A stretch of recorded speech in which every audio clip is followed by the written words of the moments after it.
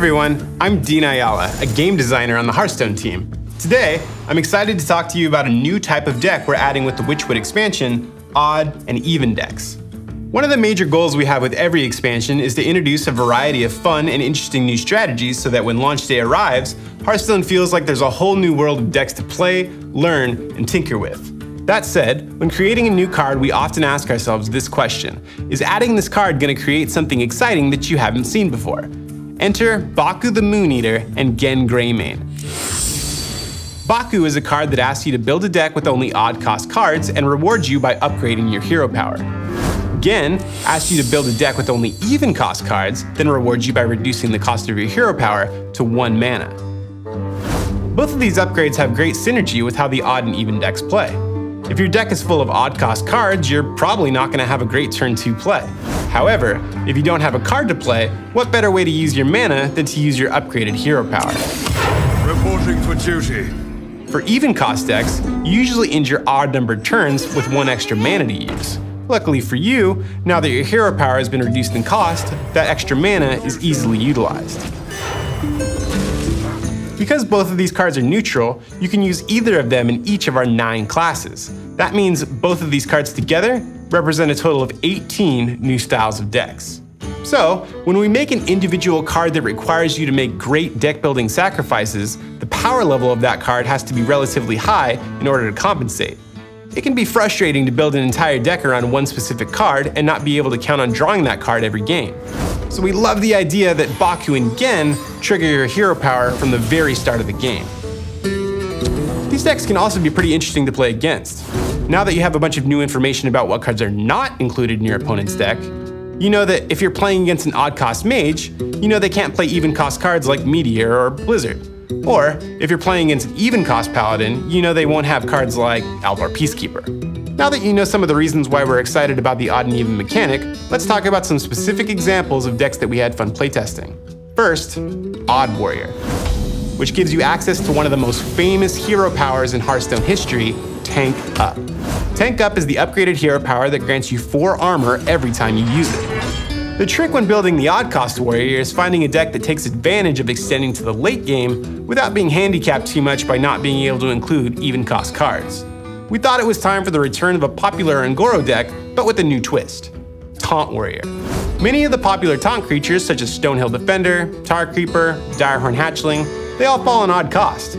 So we found there is little sacrifice if you want to be able to complete the Ungoro quest, which of course is also odd cost. Now, I know what you might be thinking. Tank Up is great and all, but the late game, it's just not what you're all about. You, like many other Hearthstone fans out there, aren't really interested in going to turn 20 to turn 30. You want to go somewhere different, somewhere special. You want to go base. Here, we had fun with another odd cost deck and the return of an old fan favorite, Base Hunter. Playing Face Hunter with Baku in the odd cost deck upgrades your hero power to deal 3 damage to the enemy hero every time you use it. Face Hunter loves having a variety of 1-drops, which fortunately isn't a problem for odd cost decks. You know who else doesn't care about having even cost cards? Wolf Rider.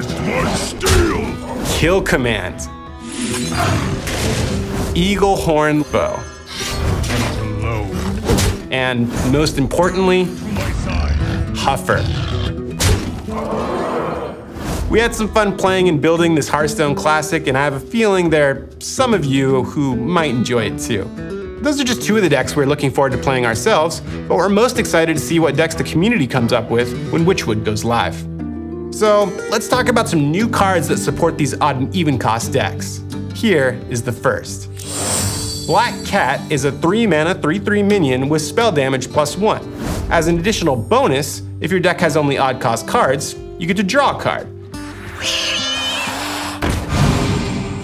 This does a great job of allowing you to refill your hand while also playing a large enough minion to contest the board. The next card I want to talk about is the Druid card, Gloomstag. Gloomstag is a 5-mana 2/6 with Taunt that reads, if your deck has only odd cost cards, you gain 2/2. If you satisfy that condition, that's a 5-mana 4/8 Taunt. The upgraded Druid hero power allows you to gain 2 armor and 2 attack every turn, which is fantastic for extending the late game and outvaluing your opponent. Gloomstag is a great option for decks that want to make sure that they can get to those late game stages where your hero power starts to overwhelm your opponent and swing the game back in your favor. For the wild. Next, we have an even deck supporter in the Shaman card, Merkspark Eel. Merkspark Eel is a 2-mana 2/3 minion, and as a bonus for building an even cost deck, it also allows you to deal 2 damage. This is great for shooting down minions to protect all those totems you'll be summoning if you also have the 1-cost hero power granted by Gengreme. The last card I have to share with you guys today is one of my favorites. It's the Priest card, Glittermoth. Glittermoth is a 5-mana 4/4 minion that will double the health of all other minions in play, so long as your deck only contains odd-cost cards. This goes great alongside a deck full of high-health minions because you'll be able to heal those minions up with the upgraded hero power that comes with making the odd-cost deck. Well, that's all the time I have today. Make sure and stay tuned as I will be revealing more cards as we get closer to the release of the Witchwood. Thanks for watching, we'll see you next time.